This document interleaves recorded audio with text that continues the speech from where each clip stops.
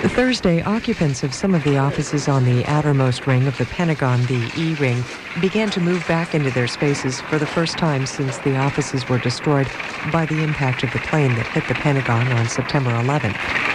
We interviewed Robert Hogue, Deputy Counsel for the Marine Corps Commandant. Just prior to the event, I was standing at the window here discussing how vulnerable the building was and the fact that we are in the flight path for National Airport. So recognizing that vulnerability, I left, went through the door, took a left to go see the boss, who's literally on the other side of this wall here, and somewhere between the door and there, boom. That's when it all came apart. Yes, we're aware of the explosion. We heard that it was a plane down. Can you confirm? Engine 101, did it crash over there in the Pentagon? Is that correct? Engine 108, we have a report of a plane crash somewhere in the area of the Pentagon. We're trying to get further. I need you to go over to 1 David. This is like a snapshot for me, you know what I mean? So I go to the window and I'm looking out, it's frozen in time. And this is obviously a memorial to that moment, even though none of this existed then. But it is very effective at taking you back.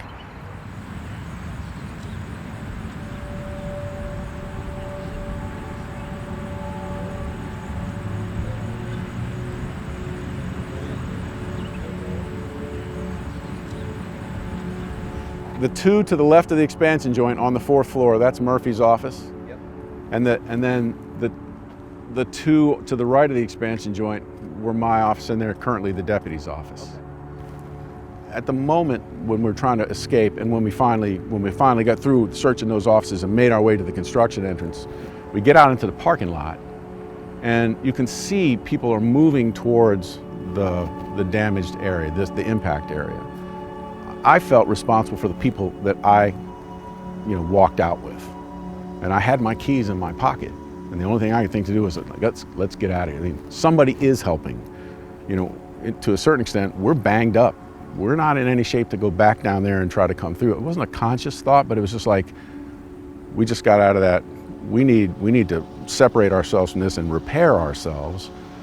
And I piled everybody in the car and started driving them home. That day, when I finally have my wits more or less about me, shower doors closed, it's a concluding moment. It's the part of the day where what's happened before is being brought to an end. And it's literally being washed off of you. We're a nation at war. We don't know who we're at war with. And as I'm turning my attention to what I'm going to do next, I'm starting to see myself as part of the Marine Corps leadership. And really, I think maybe for the first time, take on what that really means. Up until that point, so I had career ambitions. I'm a Washington lawyer. Go in and out of government, go back to law firm life, make lots of money, come back as a secretary, go back out as a rainmaker in some major, that was somewhere in the back of my mind, that's kind of the blueprint. I think after September 11th, I thought a lot more about young Marines. And it really is a strong realization that this organization is built for what comes next, so that when the balloon goes up, they can go do the really hard thing, the thing that they're built to do. That meant much more to me on September 12th than on September 11th.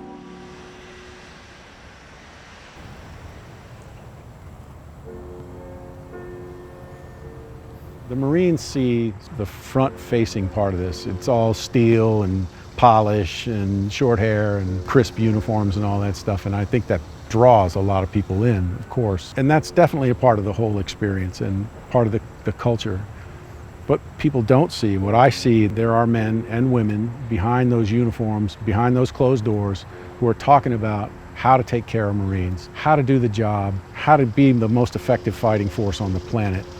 It's the phrase, who have borne the battle. I mean, there's a very human side to this that the average person's just never going to see. And frankly, I don't think the Marine Corps is anxious to show you. In part, I think the Marine Corps is conscious that somebody's always looking. And it might just be a recruit, or it might be the mother of somebody who served, or maybe the family of somebody that was lost, or it might be Congress who's looking.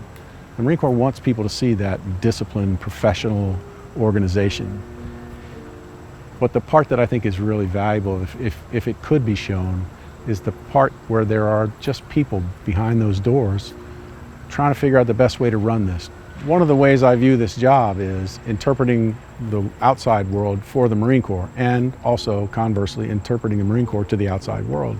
One of the things that I like to think I helped the Marine Corps see in Don't Ask, Don't Tell is that the younger generation of Marines, where we keep our focus and where we should keep our focus, this was just not a big issue to them.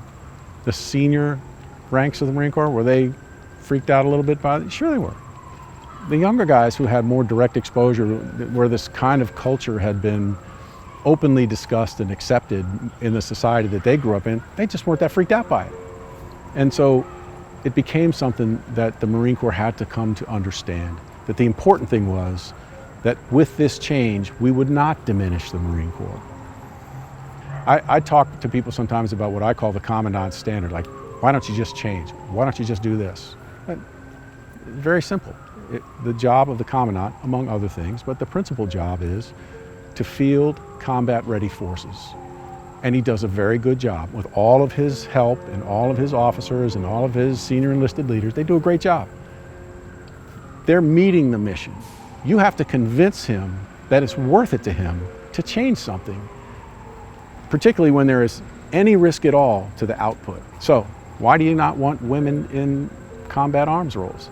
It's not that you don't want women in combat arms roles, you just don't want to take a chance that diminishes the capability of those units. So we have to find a way to look at it carefully enough to say, we have confidence that it won't.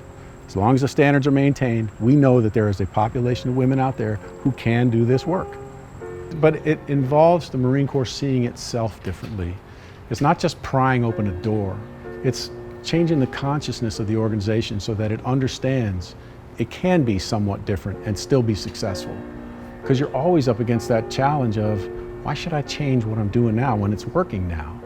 If what you're doing is working, but it comes at a cost of other Americans not being able to receive their just due, their civil rights, then there's a good American constitutional reason to change. The important thing is to find a way to do that and not lose the thing that you're trying to create, which is that crazy effective combat organization.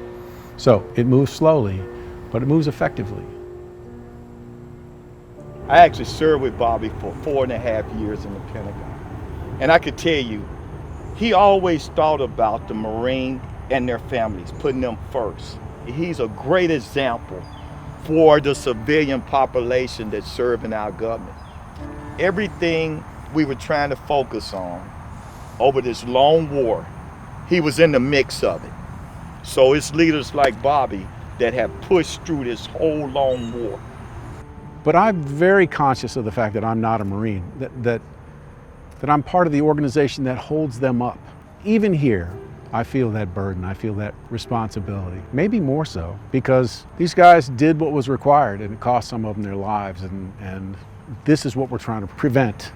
You have to have enough empathy to look at somebody who's given up that much and understand what that sacrifice and what that pain feels like, and we do owe it to them. That's a part of this larger equation, this larger conversation has to happen, because there's an intangible part of this that is a powerful force. We have to acknowledge that for those families because they're feeling it every day in their lives. Any leader will have compassion for anyone that pays the ultimate sacrifice. You know, because you are in these leadership positions to lead these great Americans over in combat. And by not bringing them home, I don't consider that a failure, because, you know, war is going to have its price, but you don't want them to pay that price. Well, I think the terrorists woke up America on 9/11. And people like Bobby, they figure they're not going to stop us, you know, from living our way of life, our freedom. And that's what pushed every American. And you see how all Americans came together during that time. Yes. You know, they say, no, this is not going to happen on our watch. Right. We're going to continue to focus on what America is all about. You hear it all the time, once a Marine, always a Marine. That means something here. There is that connection that transcends the combat environment. It might be forged in that combat environment, or maybe just Paris Island. But it does continue. There is a body that Marines belong to that is bigger than this. This is a sad representation of the hard part. But as long as people are filling these graves, This is a price that we owe them, that we have to remain faithful to them and take care of them and their families. It's a hard truth. You want to have a country, you got to have people who will do this. But you owe them. We owe them.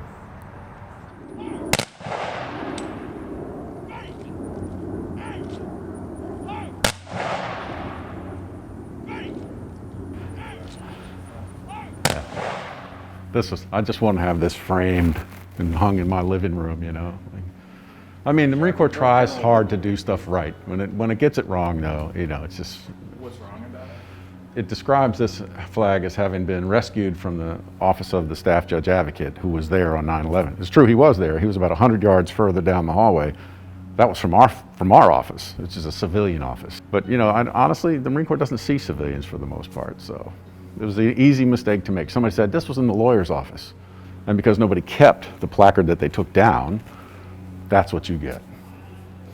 Some well-meaning, you know, corporal or sergeant, you know, thought that's what he was told, put it on the plaque, and hung it.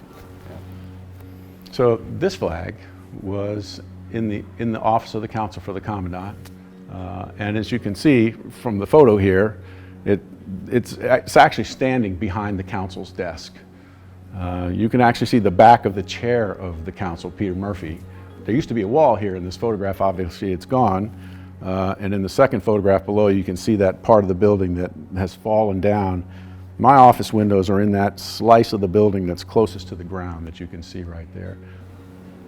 This flag, since it was there on the first day of the war, it came to represent something else other than just the Marine Corps. It came to represent that part of the Marine Corps that takes the hit, that survives the fire, that is there on the second day.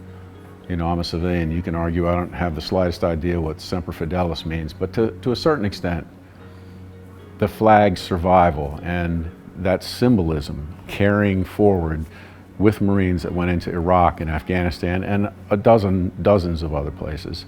But it also represents, to a degree, you know, a closing of a chapter of my life. 20 years of my life. It's been a privilege to serve Marines at the elbow of the commandants, 6 of them. When I came to the Marine Corps, I was becoming familiar with Marines in Washington, the Washington Marine Corps, the guys who fly desks. It's not glamorous, and everybody in the Washington Marine Corps wants to get back to the fleet in some way. When you're a civilian associated with that, you don't really see that. You don't understand that in quite the same way. But when you live through something like this, you get to see what a slice of combat might be like. And you begin to see Marines differently. You begin to see, in particular, the young Marines, the Marines who carry rifles and mortars and gear in those really, really awful environments. It makes it very easy after this to understand that we really are asking people, young people, to take huge risks with their lives, to commit themselves to performing missions and tasks that are going to get some of them killed, that are going to benefit people that they don't even know. And the flag is a thing, it is the symbol of that service in many respects, but it symbolizes most of all survival and a will to go forward. And that's what I'm trying to do. It was great to serve with the Marines. I see thousands of people, you know, men and women, organizations, rushing in with a single purpose to help. You know, to help put out the fire, to help care for the wounded, to help build the building back. Is a focus that everybody brought to this. And in the years following it, it's a powerful force. You can almost feel it in the air. I mean, everybody's committed. On September 12th, when I was in the conference room, when the commandant and the CNO came in and asked the hard question, I want to know who did this and what we're going to do about it. Everybody in that room, to a person, was ready to do whatever needed to be done in that moment. Not to get revenge, but to make sure that we were protecting this country. We were protecting Americans, defending American interests. It's not about revenge. It's about preserving what this country does in the world for future generations. September 11th, you know, we took a cheap shot. What happened on September 12th is more important. We decided what we were going to do, and we showed what we were capable of doing when we wanted to.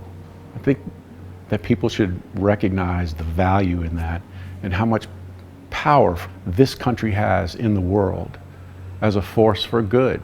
And I'd like to see it harnessed and shared. And if we're going to spend American lives, I'd like that to be the objective.